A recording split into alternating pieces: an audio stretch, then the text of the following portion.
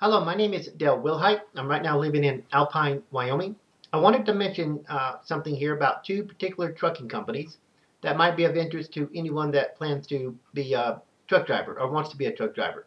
First of all, remember that when applying to a trucking school, don't go applying to any trucking school, one of these fly-by-night trucking schools. That's a really bad mistake and a very costly one. A lot of these fly-by-night trucking schools you see advertised in the paper or on TV usually are only around for like a year or less before the government shuts them down because it's a waste of money. And most trucking companies are not going to hire you out of one of those schools anyway. To become a professional truck driver, make sure you apply to a school which uh, most of the trucking companies in the United States recognize. That's mandatory.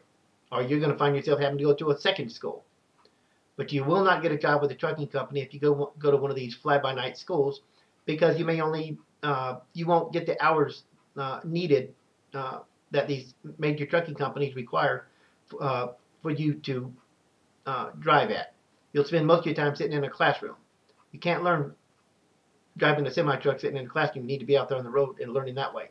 Check out these technical colleges, and that's your best bet. That there are some that offer uh, truck driving courses. I went to Washington Holmes Votech in Shipley, Florida, which had a trucking school at the time, or courses offered it there.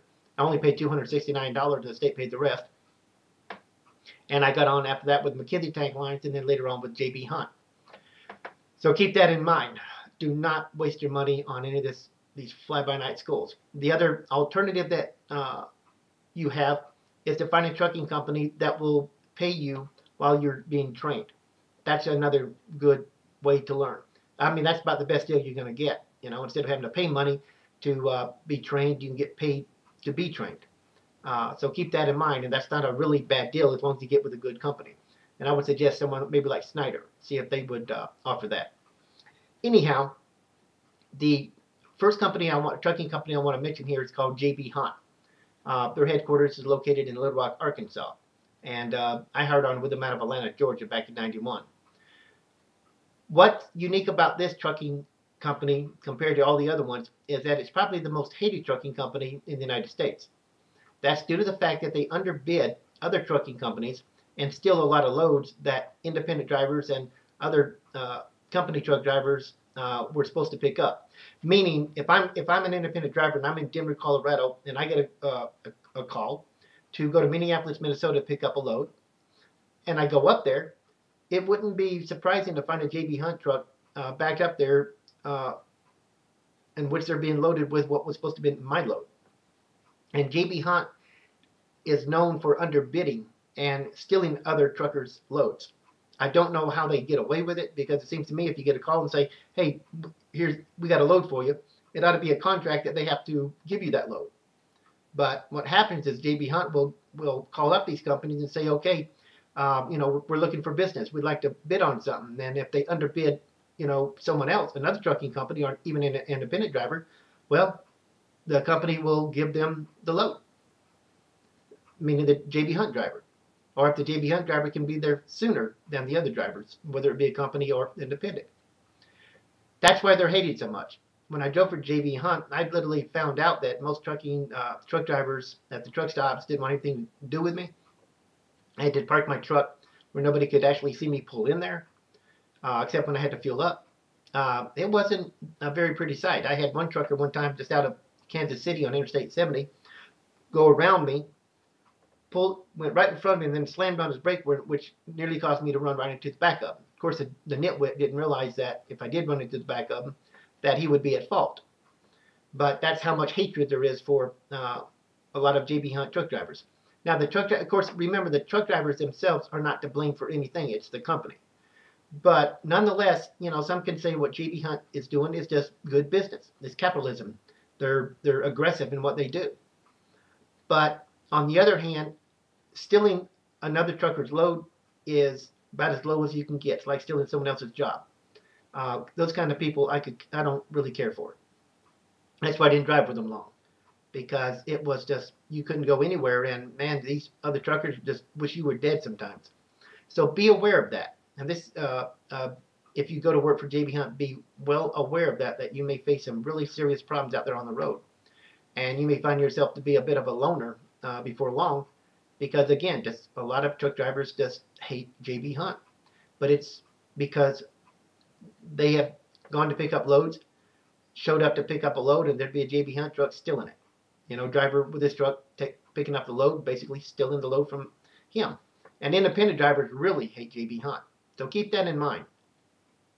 The other thing to be aware of is if you go to work for McKinsey Tank Lines, and the one I went to work for was out of Mobile, Alabama. I trained with them, which the training only lasted about a week, at $7.70 an hour. When they hired me on, about a week later, it would take me 15 hours to go from Mobile to Panama City. You end up sitting at the paper mill for a couple hours, unload, and then head back to Mobile. Most of the time, I couldn't make it within the 15 hours. You can drive 10, work up to 15, is the way it goes. At least it was that way back then in 91. And so they would want me to sit just outside the city, or just maybe 4 or 5 miles from the terminal, before coming in, because I couldn't drive more than 15. Well, I told them I wasn't going to do that. I'm sorry, But what really ticked me off about McKinsey Tank Lines, and this is the tanker truck where they carry CTO, black soap, and sulfur. CTO stands for crude tall oil. It's stuff that makes shine on your shoes and stuff. Anyhow, is I was getting paid by the miles. I could work 15 hours, go to Panama City and back, a full 15-hour shift, and I was clearing $52. I would have been better off at the $7.70 an hour. Don't you think? The training pay. The training pay was $7.70. The miles only cleared about $52. I'd made more money working at McDonald's probably. It was a lousy trucking company, and a lot of tanker trucking companies, if you hire on with them, you really need to take a look at their trucks. They gave me one of the worst trucks. Every time I'd go out, I'd have a problem. One time, electrical system went out on me in Freeport, Florida, and it took me several hours to get it back on. One time I went off, brakes were fine, went out about 20 miles down the road, all of a sudden had no brakes. I had to limp in all the way to another terminal in Panama City, Florida, to get it fixed. And I called them up and in Mobile and asked them, what happened? You said the brakes were fine. I checked them out. Everybody checked, even the mechanic checked them out. But they went bad on me. Apparently, they said, well, the mechanic made some mistake, but wouldn't tell me what he did. Apparently, he was a new mechanic. It's a horrible company to work for, and it's a lousy, really lousy pay. I have nothing good to say about them. But I do remember back in the early 80s, working at a chemical plant in Fort St. Joe, Florida, and we would have, the McKinsey Tank Lines was the main trucking company that would bring in the crude, that would come in there to deliver crude tall oil or black soap. And I remember one driver who had just got in a little fender bender. He'd been driving with them for like 15 years. And this would have been back in the early 80s. And he had to ask him, am I going to be fired? Apparently McKinsey Tank Lines has a policy of even the smallest fender bender can get you, in which you're at fault, you are terminated. And then they wonder why they can't get no drivers sometimes. But it's a horrible company that, you can almost be to the retirement part and you make a mistake and they'll fire you. And of course, that saves them a ton of money. So anytime you apply for a trucking company, you really need to research this company out, especially with the internet now. You can do that. And you can find out who they are, about them, find out what kind of reputation they have, what kind of trucks you're going to drive or would drive. And you really need to research it. Back then, there was no, I didn't have the internet. I don't believe I even heard of the internet back in 1991. And certainly not in the 80s, it wasn't around. So you have that ability now to do what I wasn't able to do. Because if I'd known this about these two companies, I would have never went to work for them.